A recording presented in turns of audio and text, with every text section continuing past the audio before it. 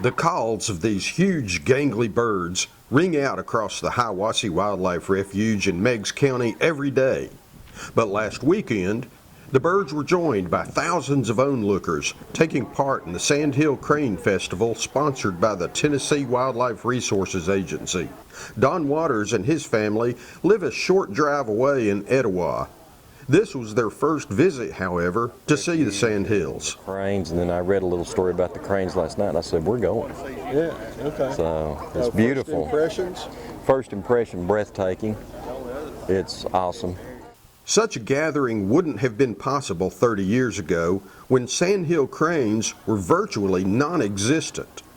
In the early mid-'80s, if anybody witnessed a flyover, it was a red letter day. 15 cranes, you notated what direction they were going. And the dam of the 10-foot. Most observers say the huge birds and their haunting calls are mesmerizing. They're big. I mean, I think they get that imagination going, like when you're a little kid and there's a bird that's bigger than you are, and you just kind of look at it and go, oh my gosh, These birds have come through this valley for thousands of years, and most of the Indian fire rings that have been excavated archaeologically around this area all have sandhill crane bones in them. This was a time of plenty for the Native Americans that lived in this valley, and these birds have been coming through here. Of course, by our hand and other reasons, they almost went away, but also by our hand and in cooperation among states and states along the flyway, they're back, as witnessed by the 32,000 or so that are on this lake at present. Not all, but many of those 32,000 sandhills use Hiawassee Refuge as a permanent wintertime home base. Except for the observation area, the refuge is completely closed to human access from November 1st through February 28th. So this is the 24th year of what's obviously a very successful Sandhill Crane Festival. But there was a change in Tennessee 2 years ago that some people were afraid might bring the festival to an end. That's when TWRA decided to allow a hunting season for sandhill cranes on a limited basis. For the past 2 years, under strict regulation, hunters have killed just over 300 sandhills each year.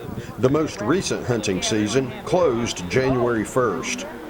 While they know that hunters consider sandhills outstanding table fare, many who were adamantly opposed to the hunting season feared it might ruin the opportunity to observe the birds and celebrate the Sandhill Crane Festival. It wasn't the all-out bloodletting that some people thought it may have been. As far as the impact on the population goes, numbers-wise, I can't tell the difference. Hunting is not allowed on the refuge, only on public and private land surrounding the refuge. Most observers agree that it's obvious that for now, a hunting season and the Sandhill Crane Festival can apparently coexist. That doesn't mean everyone still supports hunting the big birds. I don't think we have a food shortage. I mean, in most areas. I think if people were hunting truly because they need the food, that's one thing, but to hunt them for sport, I don't see that. Hunting, I guess, can be good for some populations. I wouldn't care to hunt them myself.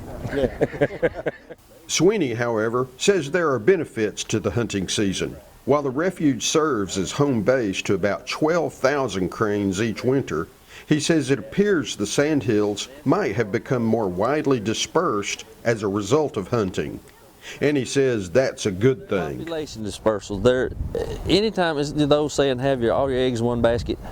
If we had all the birds, all 30,000 birds right here, and say one bird flew in and had avian cholera or something like that, then you're hurt. You're going to lose a vast majority of the birds.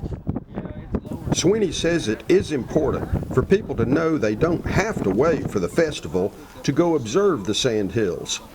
The observation area at Hiawassee Refuge is open 365 days a year. The sandhills typically begin to migrate back north in February, but you still have plenty of time to go watch the magnificent birds in person. Richard Sims, News Channel 9 Outdoors.